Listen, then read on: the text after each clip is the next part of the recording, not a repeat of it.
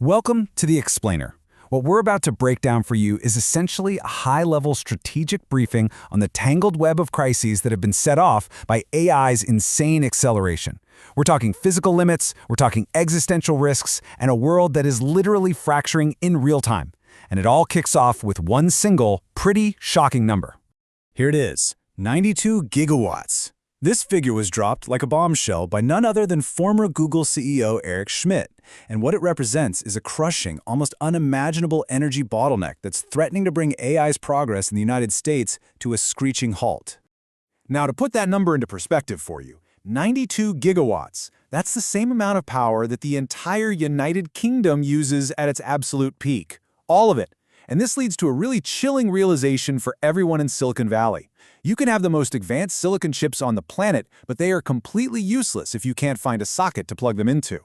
So, this brings us to our first major theme. Right here on Earth, AI is slamming into a hard physical wall, and that is forcing a solution that, honestly, sounds like it's been ripped straight out of science fiction. And that solution is called Project Suncatcher. Get this, Alphabet, which is Google's parent company, has actually declassified this plan. The goal? To physically decouple its gigantic AI infrastructure from our planet's failing energy grids by launching its data centers into space. So let's quickly break down how this insane thing is supposed to work. First, they're putting pods in low Earth orbit to keep latency, the lag time, super low. For cooling, they're using deep space radiators, which means they don't need a single drop of our planet's water. Then they'll use microwave arrays to beam all that power and data back down to Earth. And critically, the hardware itself uses radiation-hardened chips, which stops cosmic rays from scrambling the data. So, you see, Google isn't just building data centers. It's building an orbital sovereign intelligence, something completely immune to whatever crises are happening down here on the ground. But okay, while some folks are literally looking to the stars to escape these physical limits, a lot of others are sounding a really dire alarm about the dangers we're building right here at home. This warning comes directly from Dr. Michael Wooldridge at Oxford University, and he's drawing a direct parallel to the Hindenburg disaster. Think about it.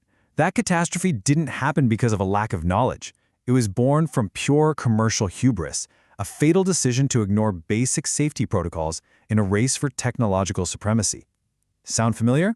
So here's the point you really have to get.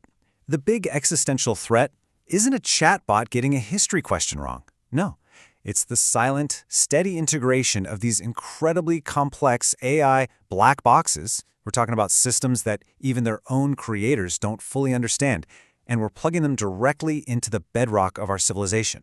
And we're talking about the absolute core systems that keep our world running. Air traffic control, our power grids, the entire financial market. A systemic failure here doesn't just result in an error message on a screen. It results in kinetic damage. We're talking about real-world physical consequences, paralysis, and just total chaos. Now, this growing risk is forcing a pretty stark division in how we, as humans, are reacting. It's creating two completely opposite camps, one of outright rebellion and one of quiet surrender. So on the rebellion side, you have the game developer Krafton, the powerhouse behind PUBG. They've banned all generative AI tools from their next huge blockbuster title. So why? It's because gamers have gotten really good at spotting what they call the AI sheen, that kind of soulless, frictionless, machine-made look, and they absolutely hate it. And this reveals a really deep market truth.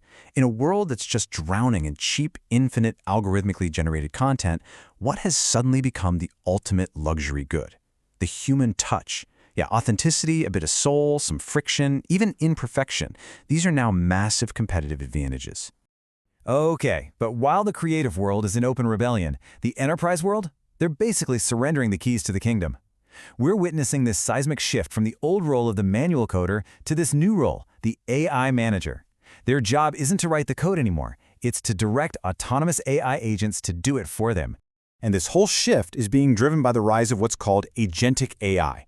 Now, these are not just your friendly little co-pilots. We are talking about autonomous systems that are given full admin rights to map out software architecture, find bugs, and run security tests, all on their own. This is what's triggering the collapse of the traditional software business model, and frankly, creating an extinction-level event for the mid-level developer. So all of these simmering tensions, between physical limits and orbital ambition, between human art and agentic AI, they're not simmering anymore. They are boiling over into open conflict, and we're seeing it everywhere, from corporate boardrooms all the way up to the geopolitical stage. In the corporate world, you don't have to look any further than the console wars.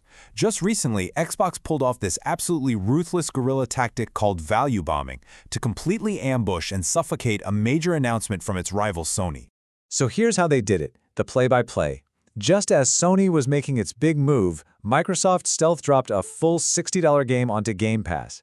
Then they unlocked early access to a flagship title. Then they added another popular game to their free weekend rotation. In just a matter of hours, they injected over $100 of pure value into their ecosystem, completely suffocating Sony's media oxygen and forcing them into a brutal war of attrition. Now that same ruthless logic, it scales all the way up to the nation-state level. The European Union just brought down what you could call a digital guillotine on the Chinese e-commerce giant Shein, launching this massive investigation under its super powerful Digital Services Act.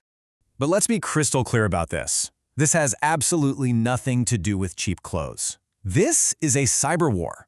It is about preventing the mass scraping of Western behavioral data by Chinese tech firms, data they desperately need to train their own sovereign state-backed AI models. And when you tie all these threads together, the power crisis, the safety risks, the human divide, the escalating conflicts, they are all converging to create a fundamentally new world order.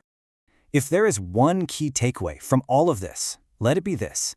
The era of the open, global, unregulated World Wide Web, the one we all grew up with, is officially over. It's done. And in its place, we are seeing the rise of what's called sovereign AI. So what are these? Well, they're state-backed models. They're trained on a nation's own data. They operate behind heavily fortified digital borders, and they are designed purely to serve national interests. This timeline really illustrates just how rapid this whole progression has been. We went from the open web of the 2000s to the walled gardens of the 2010s, and now we are entering the era of digital fortresses, completely isolated, heavily armed, regional internets. Which of course leaves us with a final and pretty critical question. As we all retreat behind these new digital walls, trading openness for security and global connection for national control, what are we actually building? Are we building the great empires of the future? Or are we just building our own prisons?